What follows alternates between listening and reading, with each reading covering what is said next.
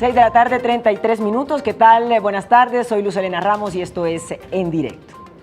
Hoy vamos a hablar de salud. Hoy viernes vamos a hablar de salud y vamos a hablar de un trastorno, no es una enfermedad, esto está catalogado como un trastorno que pueden estar padeciendo sus hijos en este momento. Usted, padre de familia que me está viendo en este momento, aquí en nuestra señal en vivo, en directo, en Canal Capital. Se llama la depresión infantil, porque también los niños, las niñas, sufren de depresión.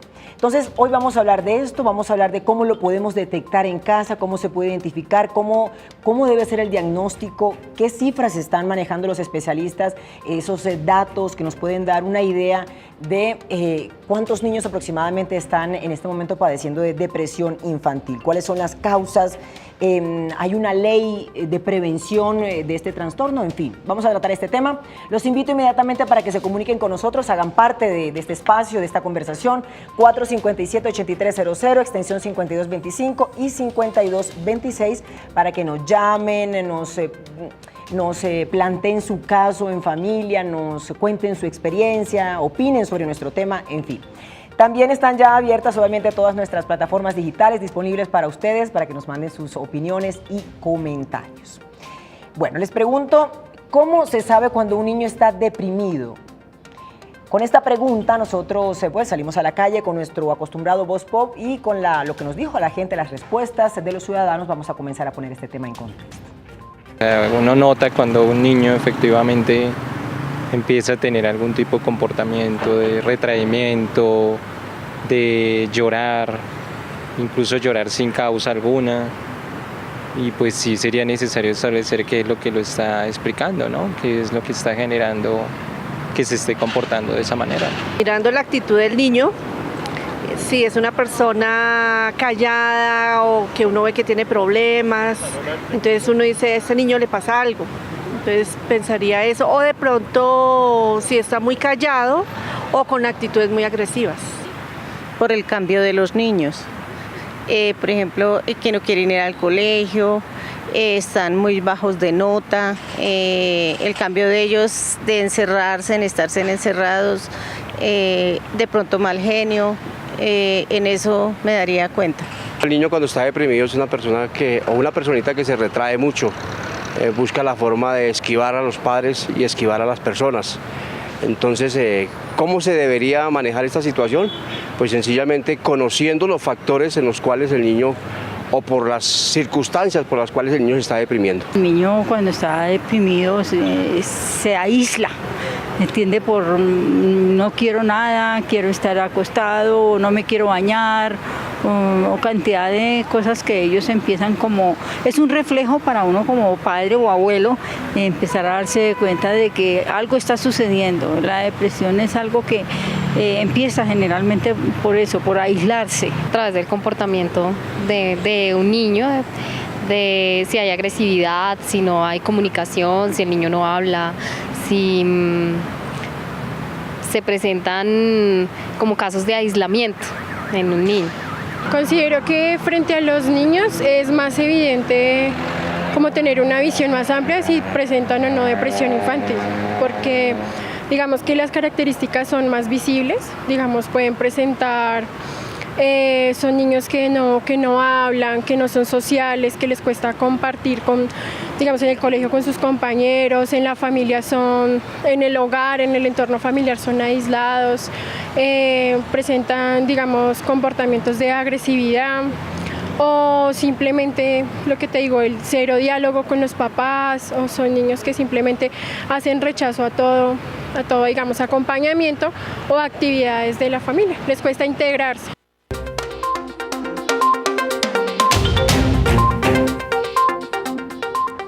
Muy bien, 6 de la tarde, 37 minutos y hoy hemos invitado a la doctora Ariana Angarita. Ella es enfermera especialista en salud ocupacional y es magíster en enfermería con énfasis en materno perinatal. También está esta noche con nosotros a la doctora Rocío Sepúlveda, es psicóloga, es especialista en psicología clínica y es además el líder de proyectos en promoción y prevención de violencia intrafamiliar. A las dos, gracias por acompañarnos hoy en directo. Muchas gracias a ustedes. Bueno. Como siempre lo hacemos, doctoras, tratar de poner estos temas en contexto, explicarle un poco a la gente cómo está la situación de este trastorno en particular. Me gustaría saber si hay algún estudio acerca de la depresión infantil, es decir, de acuerdo también a las consultas que ustedes pueden tener de los padres de familia que llevan a sus hijos a las consultas.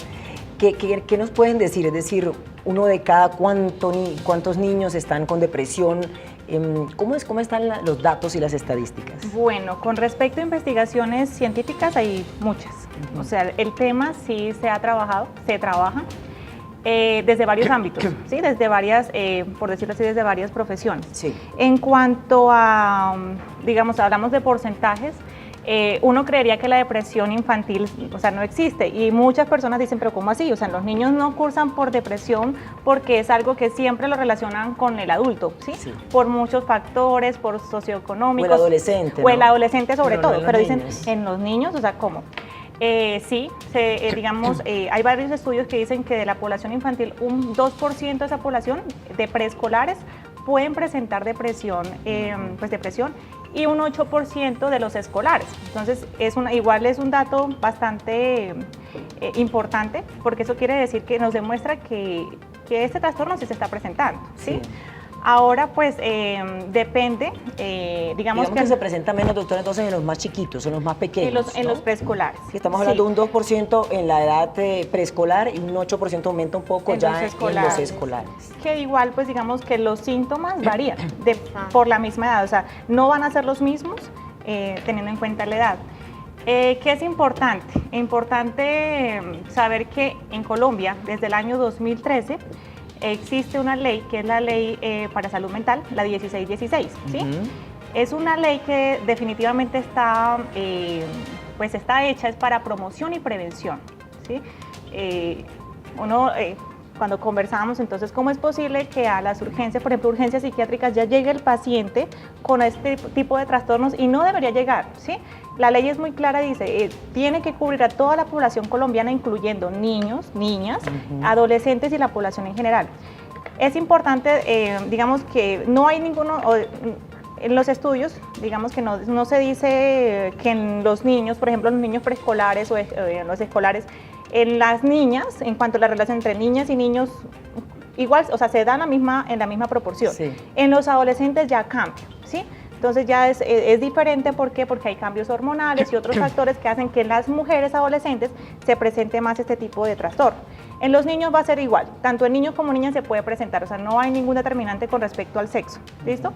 Entonces, bueno, venía hablando de la ley 1616, que es importante desde las instituciones, desde varias entidades, empezar a hacer promoción y prevención, ¿sí?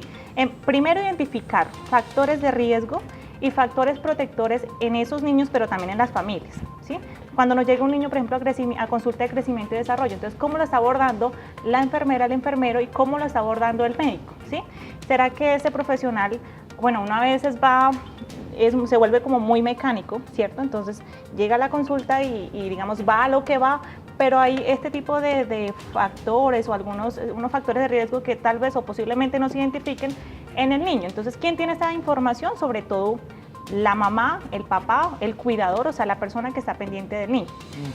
Entonces, lo ideal es que se hagan programas de promoción y prevención que actualmente no se están haciendo. Que el no tema se están es que existe haciendo, una ley ¿cierto? del año 2013, pero no se está cumpliendo. No se están haciendo. Se deben hacer, tomar acciones de prevención con el tema de la salud mental, que se dice incluso que va a ser la enfermedad número 1 después del cancro, inclusive en los próximos años. Es cierto. Por lo tanto, es un tema que es grave, es decir, por fortuna se puede tratar, sí, pero es grave. Y el tema es que existe una ley que se debe aplicar y que no se está aplicando. Y ojo que es muy clara, porque en serio es muy clara y lo dice, los responsables, pues igual es todas las entidades a nivel nacional, pero las EPS y las IPS deben establecer programas en cuanto a, pues, de salud pública, que estén incluidas todos estos factores, digamos, que pueden alterar la salud mental de la población en general, incluyendo los niños. Sí. Digamos que hoy en día es muy difícil, digamos, que un padre de familia pueda acudir a una institución, a una fundación, muchas veces porque no prestan el servicio, porque se dedican específicamente a alguna cosa o porque en las EPS tú sabes que hoy en día es muy complejo, ¿sí? El sacar una cita requiere de tiempo, ¿sí? Entonces no conocen tampoco los padres de familia a dónde también acudir, a qué institución para llevar a este niño, a este adolescente. Sí hemos tenido dificultades con eso porque pues no son, o sea, digamos que es importante lo que dice también la doctora porque no hay una política establecida frente a cómo de verdad promocionar, ¿sí? O hacer prevención frente a este tipo de problemáticas, ¿sí? Entonces muchas veces salen algunos proyectos de las alcaldías locales, pero son muy pocos y digamos que sí es bueno promocionarlos y sería también pues pertinente plantearlo, ¿sí? Pues para, digamos que principalmente personas pues digamos que no tienen de pronto una atribución económica en donde pues también puedan llevar a su hijo, pagarle una sesión terapéutica. Hoy en día también una sesión, digamos que terapéutica está más o menos de 60.000 pesos para arriba por la dificultad de las EPS, porque no saben también a dónde llevar a su hijo al psicólogo. Claro, sí, pero ¿no será también que no es tan fácil de identificar estos síntomas, estas señales que los niños puedan estar dando en sus comportamientos? Es decir, porque el hecho de que un niño parezca triste no quiere decir que necesariamente esté sufriendo de depresión. ¿En qué momentos ya hablamos de que hay una depresión en el menor? El estado de tristeza es muy diferente, ¿sí? A una depresión y es algo que tenemos que tenerlo súper claro porque pues nosotros somos seres emocionales, ¿sí? Los niños también son seres emocionales, podemos, una situación nos puede llevar a un estado de tristeza o de determinada emoción. Pero ¿qué pasa? Que ya cuando hablamos de una depresión es un trastorno catalogado, ¿sí? Dentro del DSM-4, tiene ciertos criterios, tiene aproximadamente 8 criterios, pero 5 criterios de ese DSM-4 se tienen que cumplir para nosotros dar un diagnóstico de depresión en los niños, ¿sí? Entonces, ¿qué pasa? Es muy evidente también ver cómo un niño cambia en su comportamiento y en su actitud, ¿sí?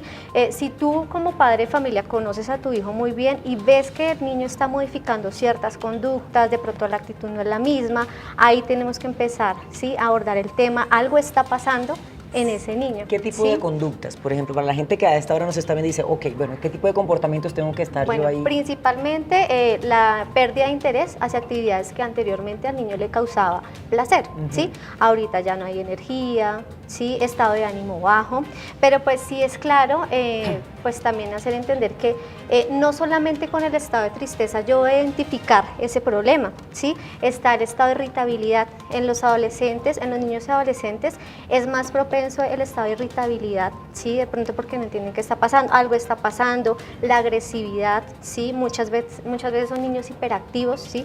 Y obviamente pues el padre de familia se pregunta, pero este niño ha estado muy hiperactivo últimamente, ¿qué ha estado pasando? Ese es un síntoma también de depresión, pérdida de energía, disminuyen su apetito o al contrario aumentan el apetito, ¿sí? Insomnio o pues también se puede dar lo contrario, hiperinsomnio, pesadillas también. Digamos que hay una serie de factores que nos ayudan también a identificar y es el psicólogo clínico quien digamos que determina como tal si da un criterio para diagnosticar pues, para depresión.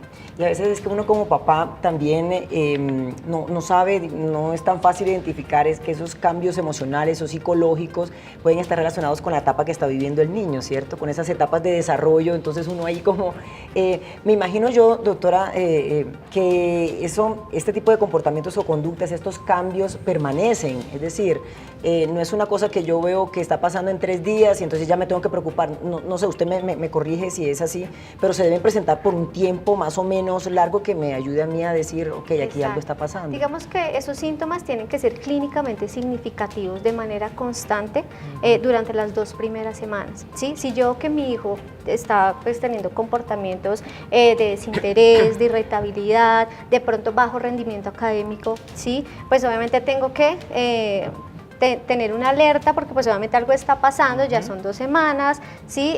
Tengo que acudir también y pues saber a dónde lo debo llevar porque muchas veces los padres de familia se confían, ¿sí? O ahorita pues digamos que vemos que hay muchas familias disfuncionales y muchas veces no conocemos a nuestros hijos, ¿sí? Si yo no conozco a mi hijo pues va a ser muy difícil pues que yo pueda también evidenciar esos cambios. Y esto de las familias disfuncionales podría ser, ustedes después me lo dirán, una de las causas por las cuales se presenta este trastorno en los niños. Voy inmediatamente de la calle porque ya tenemos preguntas de nuestros televidentes. Como madre de familia, ¿cómo sé yo que mi hijo puede sufrir de depresión? Bueno, Yo siempre lo digo a los invitados porque tenemos preguntas sea en redes que en la calle, que la gente va haciendo en la medida que se va conectando con nuestra señal en vivo. Entonces son cosas que de pronto ya hemos conversado acá, pero la gente siempre tiene cierto interés particular en algunas preguntas. Entonces no sé quién quiera responder, sí, doctora. Pues como veníamos hablando, irritabilidad, ¿sí? Bajo estado de ánimo, falta de interés por actividades que anteriormente pues eran placenteras para él, sensación de cansancio, ¿sí? Disminución del apetito, aumento del apetito, bajo rendimiento escolar, ¿sí? Y ahí es clave porque pues el niño se le dificulta concentrarse, ¿sí? Entonces ahí empezamos a notar también el cambio en la parte académica. Pues digamos que es una serie de factores, ¿sí? Pero básicamente estado de ánimo bajo, pérdida de interés y pues obviamente ya los factores asociados. Muy bien, y yo quiero contarles que ya somos 1 millón de seguidores en las redes sociales de Canal Capital. Así que gracias a ustedes por dejarnos entrar a sus hogares, gracias a ustedes por preferir nuestros productos, nuestros programas, gracias por vernos, por elegirnos, estar, yo sé, siempre conectados allí con nuestra señal en vivo, especialmente en directo aquí de nuestro canal Capital. Somos 1 millón de seguidores, así que gracias por estar conectados con ustedes, con nosotros. Siempre le doy las gracias porque estos programas los hacemos con mucho amor para ustedes, ¿verdad? Que son como el objetivo principal de nuestra programación, de lo que nosotros programamos, de lo que nosotros proponemos, y siempre les digo que estamos abiertos a que ustedes nos hagan propuestas de los temas que quieren que tratemos aquí en nuestro programa. Lo hemos hecho varias veces, hemos tratado y hemos traído especialistas para conversar de cosas que a ustedes les interesan, así que los sigo invitando para que ustedes continúen haciéndolo. Bueno, hablemos de las causas. ¿Cuáles son estas causas de la depresión en los niños y por qué hay como unos niños más vulnerables que otros? Bueno, pues en realidad el factor predisponente definitivamente es el factor genético, ¿sí? Entonces, aquellos niños que sus padres han, pues, o tienen el antecedente de algún tipo de trastorno, incluso depresivo, muy posiblemente este niño también curse en algún momento de su vida por depresión. Ese digamos que es el factor más importante, ¿sí? Hay otros factores que ya están más relacionados con socioeconómicos, por decirlo así, incluyendo pues los familiares. Entonces la relación con la familia, ¿cómo es? ¿Sí? Los papás se divorciaron. ¿Qué está pasando, por ejemplo, en la familia? Sencillo, algo a veces tan común, el cambio del colegio. Entonces, sí, eso puede ser porque, digamos, le va a causar ese estrés al niño y pues lo puede conllevar a la depresión siempre y cuando pues tenga algún tipo o pues otro factor predisponente. El abuso sexual, sí, digamos que también es muy común. Son cositas que el padre de familia debería pues o podría identificar, como decía mi compañera, si lo conoce muy bien. Pero ojo porque en las escuelas, en los colegios donde el niño pasa pues la mayor parte del tiempo, el docente, el profesor también podría identificar, ¿sí? ¿Por qué? Porque está todo el tiempo. A veces, por ejemplo, en los preescolares uno dice, ¿cómo identifico en un preescolar pues este tipo de alteración, este tipo de trastorno? Si hay una formación en el docente, ¿sí? Él podría identificar en sus gráficos, en los dibujos que el niño hace, algún tipo de trastorno que está pasando. Por ejemplo, el abuso sexual, ¿sí? Ese tipo de cosas se pueden evidenciar.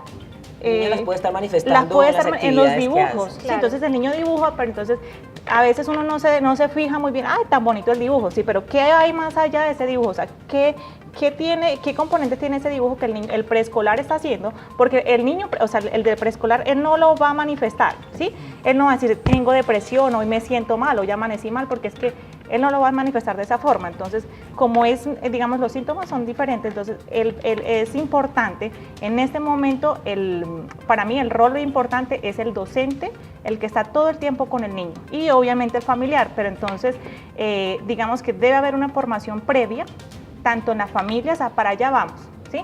¿Cuál es nuestro papel? Educar tanto a la familia como pues en este caso serían los docentes que están todo el tiempo con los niños, ¿sí? A veces el niño es hiperactivo, ¿sí? Es el niño que le hace bullying al otro niño, por ejemplo. Entonces, ¿qué está pasando en ese niño? Y el docente tal vez dice, no, es que es hiperactivo, en clase no me presta atención, ¿sí? No está aprendiendo, pero ¿qué hay más allá de ese niño? O sea, ¿qué más podemos evidenciar? Entonces, se necesita, pues en parte, empatía por parte, digamos, del docente, ¿sí? Que le gusta lo que hace, identificar en ese niño algún tipo de trastorno. Doctora Rocío, Digamos si quiere que agregar sí, claro. Digamos que además de los factores biológicos, ¿sí? Porque también hay un factor genético importante, también está como tal el contexto familiar, el contexto cultural, ¿sí? Una familia disfuncional que esté pasando también por un periodo de violencia intrafamiliar, eso es clave, ¿sí? Obviamente los niños manifiestan, ¿sí? Ese entorno, esas causas emocionales las manifiestan a través de esas conductas, porque claro, papá y mamá están discutiendo, porque papá y mamá llevan también una relación conflictiva, agresiva, ¿sí? No saben solucionar los conflictos de manera pues asertiva, y eso hace también que el niño termine afectado en su parte emocional, ¿sí? Entonces, la separación de los padres hoy en día se ve muchísimo, porque no sabemos cómo afrontar la situación. Papá y mamá no lo hacen de la manera correcta, estamos desvalorizando a la otra persona, ¿sí? Y eso también hace que el niño pueda empezar a manifestar conductas, síntomas depresivos. Digamos que al igual que los adultos, la depresión infantil puede ser causada entonces por una combinación de factores, ¿no? Como ustedes lo estaban planteando ahorita, que se van relacionando el tema de la salud física, el tema genético, el tema familiar, eventos en la vida, ¿no? Situaciones antecedentes, situaciones que se hayan presentado en la vida familiar. Miren estas otras causas que tengo acá, que ustedes de alguna manera lo han comentado. Ya nos están llegando mensajes a través de Facebook Live, ya los voy a leer.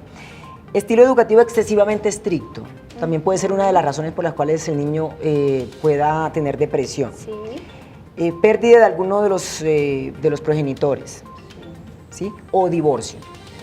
Padres muy perfeccionistas, estos papás que son así, son obsesivos, ¿no? Quieren que el niño siempre haga lo que el papá quiere.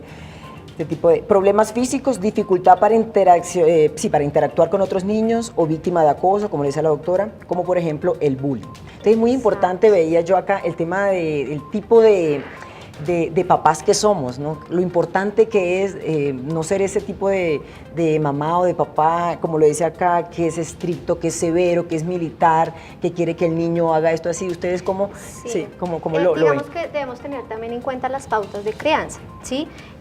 Pues tampoco llegar a ser tan autoritario, ¿sí? De tal manera que yo pueda reflejar agresividad, no, porque a veces confundimos, ¿sí? Entonces solo nos vamos al golpe, solo nos vamos a la violencia, ¿sí? Y no estamos generando pues conductas adecuadas dentro de estas pautas de crianza que me den una formación asertiva en el niño, ¿sí? Entonces cuando yo exijo mucho pero no doy, ¿sí? Ahí es cuando estamos teniendo el problema, ¿sí? Entonces ni irme para un lado en la parte permisiva de decir, bueno, hacemos lo que tú quieras, acá no hay reglas, acá no hay normas, no, ni tampoco en el otro lado, sino tener una postura más democrática, ¿sí? Entonces, tener un equilibrio, porque a veces pensamos que corrijo y esa es la forma adecuada, exijo, pero entonces tampoco le estoy permitiendo ser una persona autónoma, una persona totalmente independiente, ¿sí? Y es desde ahí donde yo lo empiezo a formar. Por ejemplo, en cómo afrontar una emoción. Si yo como papá no la sé afrontar, ¿sí? Obviamente no le estoy enseñando a mi hijo, no, yo soy modelo dentro del entorno familiar, ¿sí? Él todo lo que va a hacer, va a ser por modelamiento. Entonces obviamente si hay un papá agresivo, si yo demuestro solamente violencia, el niño pues obviamente va a hacer las mismas conductas y no va a aprender cómo afrontar esas emociones. Bueno, nos saluda hasta ahora Onaira Guerrero, dice está muy buena la charla. Frank Candia, saludos. Rosalba Tatis Pacheco nos saluda y Astrid Urquijo nos manda saludos.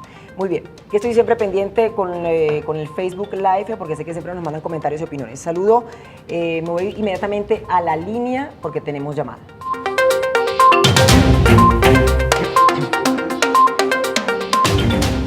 Hola Nelson, ¿cómo estás?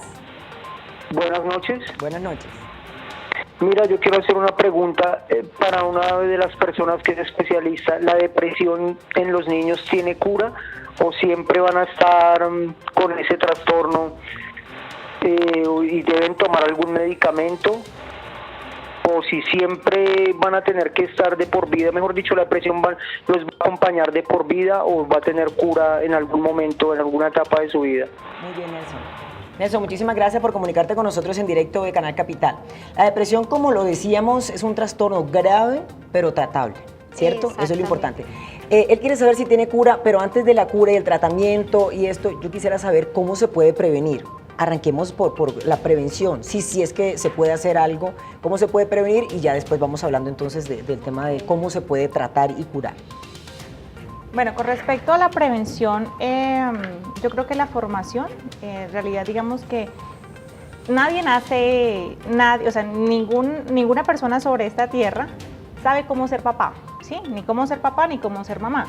Pero ese es el punto, porque aquí es cuando viene la necesidad de la formación, digamos que en este tipo de temas, para que el padre de familia sepa que en realidad, sí, yo sé que los problemas familiares siempre van a existir, pero debe existir un buen abordaje de estos problemas, pues para que la dinámica familiar no sea tan estresante para el niño. Sí, eso digamos que es una de las prevenciones.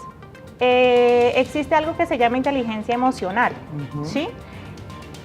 Nos hace falta, ¿sí? Y precisamente para allá iba, porque usted nos decía ahorita que una de las causas posiblemente era esa formación estricta, ¿cierto? Que siempre nos enseñan que la matemática, que ciencias, que biología, sobre todo en los niños, pero nunca le enseñan inteligencia emocional. Cómo afrontar las situaciones estresantes, ¿sí? Al niño no se le enseña desde la casa ni tampoco desde la academia. Pero para eso necesitamos que nosotros en general pues nos formemos, porque es un tema que tampoco es que sea muy abordado, o sea, no todas las personas conocemos de la inteligencia emocional y cómo llevarlo a cabo, y menos en niños, porque es un poquito más complejo. Entonces, ¿cómo le enseñamos al niño a enfrentar, por ejemplo, se le murió un familiar, ¿sí? Puede ser papá o mamá, se murió su mascota, ¿sí? Lo que hablábamos ahorita, lo cambiaron de colegio, entonces, ¿cómo llevar a que el niño afronte bien ese tipo de situaciones? ¿Cómo prepararlo? Sí, doctora Rocío, sé que tiene mucho usted que decir y por aportar a lo que tiene que ver con prevención, cura y tratamiento. Tenemos que irnos a la pausa. Es muy breve y ya regresamos. Antes de la pausa, yo quiero darles el dato. El dato es el siguiente, y es que el 2% de la población de estos niños que están en preescolar están padeciendo hoy día de depresión. Y el 8% de esta población, cuando ya es escolar, está padeciendo este mismo trastorno. Oigan bien esta ley, porque existe la ley 1616 del 2013, que es la ley de salud mental, que habla de promoción y prevención, que hoy ha quedado claro que no se está aplicando en las instituciones de nuestro país. Pausa y volvemos.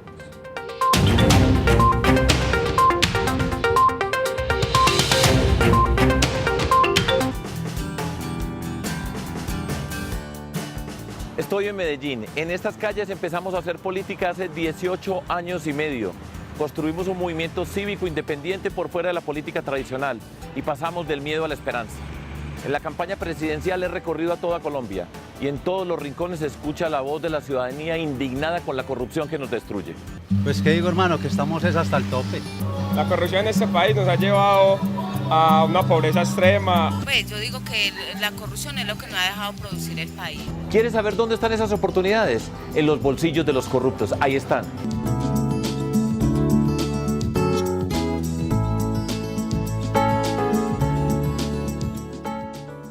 ¿Cómo vamos a acabar con la corrupción? Los corruptos tienen la fórmula muy sencilla. Pagan para llegar y llegan a robar. Nosotros no pagamos un peso por un voto. Llegamos a gobernar con transparencia y por eso ni un puesto ni un contrato para un congresista. No nos confundamos, necesitamos leyes y las podemos perfeccionar, pero no es un problema de tener más leyes. Nosotros vamos a desarrollar un gran programa de cultura ciudadana de la legalidad en todos los rincones de Colombia para cambiar nuestra cultura. No, pues un país sin corrupción, ni más que todo en Colombia, sería un país totalmente ideal. Si hay educación, si hay buena educación, no hay tanta corrupción. Conmigo como presidente vamos a derrotar la corrupción. Todo peso que le quitamos a los corruptos lo invertimos en educación, en ciencia, en cultura, en la inteligencia de Colombia. Estoy acompañado por Antanas Mocus, la expresión de la cultura ciudadana en nuestro país, por Jorge Robledo, el senador anticorrupción, por Claudia López, quien va a liderar la lucha contra la corrupción desde mi gobierno. Estamos en la subida final. Vamos a ganar.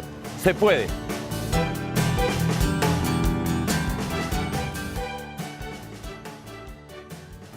Este programa es patrocinado por Azúcar Manuelita, que refina el mejor azúcar del país.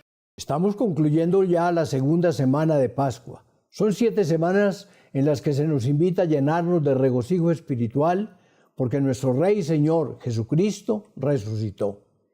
Él, que es nuestro hermano y conoce nuestras limitaciones, vive en el cielo con el Padre Dios y ora por nosotros sin cesar. Las 7 semanas de Pascua se coronarán con un día más para completar así 50 días de alegría por la resurrección de Jesús, 50 días de preparación para que recibamos el Espíritu Santo de Jesús, 50 días, es decir, Pentecostés. Preparémonos para recibir a Dios Espíritu Santo. Es lo mejor, lo más bello que nos puede suceder en la vida. Dios mío, en tus manos colocamos este día que ya pasó y la noche que llega.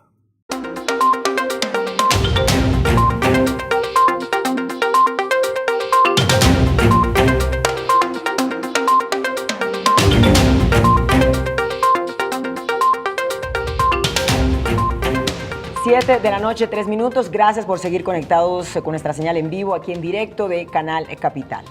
Hay que tener en cuenta que la depresión no es un estado de ánimo pasajero, ni una condición que va a desaparecer por sí sola si no se lleva a cabo un tratamiento adecuado. Es probable que puedan haber etapas en que los niños, porque estamos hablando de la depresión infantil, se encuentre mejor, pero cuando recibe tratamiento, si no recibe tratamiento, las recaídas pueden ser incluso en el futuro muchísimo peor. Y los estudios han encontrado que la depresión infantil se está dando cada vez más en edades tempranas. En edades más tempranas. De eso estamos hablando hoy aquí, en directo de Canal Capital. Doctora Rocío, muy cortico, acabamos de responder al señor Nelson, que está ahí en la línea todavía, sobre el tema. Él preguntaba, explíqueme, ¿esto tiene cura? ¿Toca vivir siempre con fármacos? ¿Qué le podemos decir? Bueno, sí, efectivamente tiene cura. Hay un proceso, hay un terapéutico y hay unas fases en ese proceso en donde hay un equipo de profesionales que también van a interceder en la efectividad del proceso. Pero hay que tener en cuenta que hay un trabajo en equipo, ¿sí? Entre profesionales, con la familia, con el colegio, ¿sí? Y obviamente tenemos que comprometernos desde un principio, porque pues hay que modificar también muchas conductas como padres en el entorno del colegio para que todo sea efectivo. El uso de los fármacos sí es pertinente, pero pues obviamente por eso es que trabajamos de la mano también con el psiquiatra, porque él va a hacer su valoración y va a identificar si necesita efectivamente un medicamento o si de pronto formula alguno en especial, o si espera a que primero se haga un proceso terapéutico para que él también pueda formular. Entonces digamos que vamos muy de la mano, sí se utilizan fármacos, pero dependiendo de la valoración del psiquiatra. Muy bien, saludo a Caterine. Hola Caterine, ¿cómo estás? Buenas noches, ¿cómo están? Bueno, yo en este momento tengo una circunstancia con mi hijo de 9 años. Él está sufriendo de bullying desde que inició el año por unos compañeritos. Él tiene un poco de sobrepeso y lo han estado afectando mucho. Adicional a eso, aunque yo he presentado la queja en el colegio, digamos que el apoyo no ha sido bastante del colegio, y yo empiezo a identificar los primeros brotes de depresión y como de rechazo y de mala actitud de él. No sé cómo manejarlo en esos momentos. De tanto que acudo al colegio no he recibido respuesta. Estoy pensando en cambiarlo de colegio, pero no sé si es la solución. No sé cómo manejar la situación, no sé a dónde me debo dirigir, qué tengo que hacer, cómo lo debo tratar. Muy bien, Caterine. Muchísimas gracias por llamarnos hasta ahora aquí en directo de Canal Capital y compartirnos el caso de tu hijo.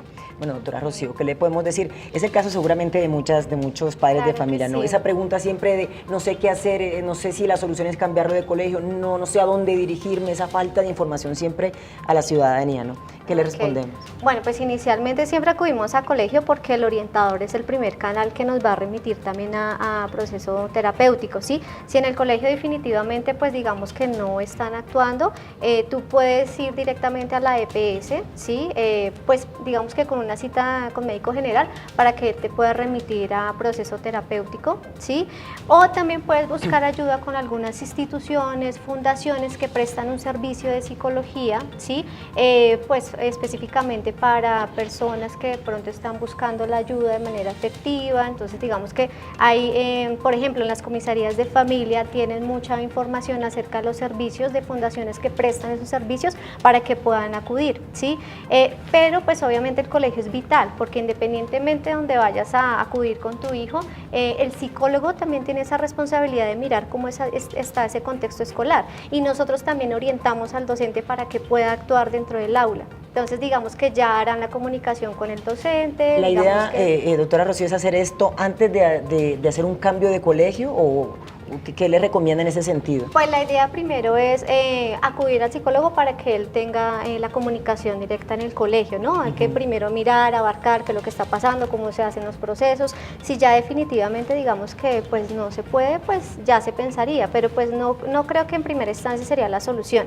Ya eso lo hace el psicólogo, se comunica y empieza a abordar al docente porque muchas veces también está desorientado, incluso a tener la comunicación con el orientador del colegio para que haga un seguimiento. Muy bien, saludo en este momento a Gustavo para que me cuente cómo se está manejando este tema a esta hora en redes sociales, Gustavo, específicamente ahí en Twitter, que sé que tenemos muchos seguidores también, así que lo escuchamos, estamos atentos. Feliz noche para usted, Luz, para nuestras invitadas y todos los televidentes que se conectan con nosotros aquí en el directo de Canal Capital. Recuerden, pueden participar de nuestro tema del día a través de cualquiera de nuestras plataformas digitales, Facebook Live, Periscope y nuestra cuenta de Twitter @canalcapital. Esto usando el hashtag en directo capital. Comencemos esta ronda de preguntas y opiniones. Veamos qué están diciendo nuestros televidentes del tema del día. @soy Alex Molina. Al detectar la depresión, ¿a qué tiempo se debe pedir ayuda a un especialista? Alex, gracias por estar con nosotros conectados ahí en el directo de Canal Capital. Recuerden, pueden seguir participando a través de nuestra línea telefónica o nuestras plataformas digitales usando el hashtag en directo capital, y aquí en tiempo real nosotros responderemos sus preguntas y opiniones. Nuestro siguiente televidente del día es @Diana_Alvarado Z. ¿La tecnología influye en que los niños sufran de esta depresión? Diana, gracias por tu excelente pregunta. Ya nuestras expertas estarán tomando apuntes para resolver tu duda. Y para finalizar esta ronda de preguntas y opiniones, nuestro último televidente del día es @WilliamPuente5. Cuando un niño se encierra en su teléfono y es indecente con sus padres, ¿es señal de depresión o solo es rebeldía? William, gracias por tu pregunta y por estar conectado ahí en el directo de Canal Capital. Recuerde seguir enviando sus preguntas y opiniones. Aquí nuestras expertas en tiempo real responderán sus preguntas. Luz Helena, nos vemos el otro fin de semana. Nos vemos la próxima semana con otro tema de interés. Estoy modo fin de semana que ya... No va a venir la próxima semana a trabajar, ya me di cuenta. Nos vemos el próximo sábado, entonces si quiere. Muy bien, Gustavo. Eso pasa, no se preocupe. Nos vemos el lunes. Hoy es viernes. Nos vemos el próximo lunes, claro que sí. Muchísimas gracias, Gustavo. Bueno, aquí tomando nota como siempre. La primera pregunta, 3 preguntas interesantes. La primera es, ¿cuándo ya pedir ayuda a los especialistas? Es decir, ¿qué debe pasar ahí con mi hijo? ¿Qué tipo de cosas debo ver para ya yo tomar la decisión y ya, lo llevo a un especialista? Bueno, cuando esas conductas son significativas, digamos que pasan de manera constante, inmediatamente tengo que reportar a colegio, ¿sí? Y pues obviamente el orientador va a ser la persona que va a remitir, ¿sí?, un proceso como tal, ¿sí? Obviamente, si tú como papá conoces a tu hijo y sabes, ¿sí?, que ya no se está comportando de la misma forma y que ya esas actividades ya no le generan placer, bueno, ahí es una alarma, ¿sí? La pérdida de apetito, tú ves que ya están pasando una serie de síntomas en tu hijo y de comportamientos que no eran normales, ahí yo actúo y digo, necesito ayuda, ¿sí? Porque obviamente puede estar, obviamente, el niño con síntomas de depresión y pues obviamente, como nosotros a veces desconocemos, obviamente por eso con orientador tenemos que acudir. Bueno, otra pregunta de Twitter, ¿la tecnología influye o no en la depresión infantil? Influye, sí, influye significativamente porque pues digamos que está limitando espacios, ¿sí? Ya no hay espacios en familia, por ejemplo, para ir a comer en la mesa, ya todos con su celular, o él come allá en su cuarto, papá está en otro lado, mamá está en la cocina, y digamos que esos espacios también se van perdiendo por la tecnología, porque estoy con el televisor, estoy con la tablet, estoy haciendo un trabajo. La idea es que se implementen esos tiempos en familia y se pongan unas reglas. Y sobre todo, doctora, esos estilos y modos de vida que hoy día nos muestran las redes sociales, ¿cierto? Que siempre que son muy criticados, que es la vida feliz, la vida perfecta, la gente que no tiene problemas, en fin. Entonces, eso también la gente empieza a hacer, y sobre todo si no hay un cierto grado de madurez, empiezan a hacer comparaciones y cosas. Creo que en ese sentido sí podría influir mucho. Preguntaban allí también, tercera inquietud, ¿qué diferencia hay entre las conductas de rebeldía y las conductas de depresión? Si quiere decir si es lo mismo, si es distinto, ¿cómo lo pueden como ellos identificar? En realidad no es lo mismo, ¿sí? Ahora niños, pues la moda es el celular, ¿cierto? Tablet y demás. En años anteriores el niño salía a jugar, tenía más amigos, compartía con otras personas, tenía otro tipo de relación social. En ese momento estamos viendo que el celular se ha convertido en una herramienta, sí, es útil tecnológicamente, pero está quitando espacio, como decía Rocío, con respecto al establecer relaciones con los demás, ¿sí? Entonces, ¿cómo sé yo que el niño entonces, si se la pasa todo el tiempo en el celular, el niño cursa por depresión? La verdad que es difícil, Sí, es más difícil porque estoy viendo que el niño solamente está o juega, hace diferentes actividades por medio del celular, no tiene ningún tipo de relación con otras personas. Posiblemente lo que está haciendo es aislándose, que puede ser también un síntoma. Se aisló mediante el uso del celular, pero también puede ser el uso del celular por la circunstancia que estamos viviendo, ¿sí? Por la situación. Aquí deben haber otro tipo de factores asociados para poder hacer un tipo, como decía Rocío. Entonces, no es solamente, el aislamiento, ¿sí? Deben haber otro tipo de circunstancias o otros factores para definir que el paciente está cursando por depresión. Bien, me voy a la calle porque tenemos más preguntas, todavía tenemos tiempito para otras inquietudes de nuestros televidentes. ¿Qué tanto afecta la falta de dedicación de tiempo de los padres hacia los hijos? Sí, afecta de manera significativa, ¿sí? Hoy en día la misma rutina nos está haciendo, vivir el día a día, pero entonces no nos enfocamos. Ni eso, doctora, a veces ni vivimos el día a día, sino pensamos siempre en lo que toca hacer mañana o no. Ese es el problema. Ya es muy mecánico, sí. Y digamos que sí hace falta implementar esos espacios. A veces uno lo hace de manera inconsciente, ¿sí? Pero sí hace falta implementar esos espacios, sea niño, sea adolescente, tenga la edad que tenga mi hijo, porque obviamente eso va a fortalecer, ¿sí? A nivel familiar, que el niño sienta que tiene su familia, que el niño sienta que papá y mamá lo está apoyando, ¿sí? Por ejemplo, lo que yo te decía, sentarnos en la mesa, hablar, preguntarle cómo te sientes, cómo te ha ido en el colegio, ¿sí? A veces nos quedamos con la pregunta ¿cómo te fue? Ah, bien, bueno, listo, pero no indagamos cómo son sus amigos, cómo te va en el colegio, qué te gusta hacer, entonces es vital. Bueno, tenemos que despedir, tenemos ya que concluir nuestro programa, el tiempo se nos va siempre rápido, pero sí me gustaría que le diéramos un par de consejos, muy cortico, porque ya nos tenemos que ir, consejos a los padres de familia que tengan hijos, que estén pasando por este tipo de depresiones, de trastornos, o que estén apenas viendo algunas conductas o comportamientos raros en sus hijos. ¿Qué le podemos decir, doctora? Bueno, pues si tú identificas esas conductas, inmediatamente solicitar ayuda al profesional, a los especialistas, tiempo en familia, reforzarlo positivamente, ¿sí? Ayudar a que el niño también tenga una autoestima alta, ¿sí? Porque muchos de los síntomas, por ejemplo, en depresión, son los pensamientos de inutilidad, ¿sí? De culpabilidad. Entonces también eres importante, por eso también no exigir hasta de una manera exagerada, sino pues digamos que con disciplina, con amor, afrontándolo también a que supere situaciones, a que afronte las emociones, y yo creo que vital que el padre sea modelo. Porque cuando yo hablo, pero tampoco actúo de la forma como le estoy diciendo a mi hijo, como le estoy exigiendo, ahí también estamos cometiendo un error. Bueno, muchísimas gracias a las dos por acompañarnos. Recuerden que la depresión infantil es un problema grave, pero que se puede tratar. Es importante estar muy pendientes a esas señales que ya dimos hoy, esos síntomas que presenta el pequeño, que está presentando nuestro hijo, con el fin de realizar un diagnóstico temprano, que sea rápido, para hacer lo antes posible un tratamiento que sea individual, porque tiene que ir obviamente de acuerdo a la edad del menor. En todo proceso el niño debe sentirse amado, querido, apoyado por su familia, y esto va a ayudar a que el tratamiento sea realmente efectivo. Gracias como siempre por la sintonía, por acompañarnos. Nos vemos el lunes con otro tema de interés aquí en directo. Feliz noche.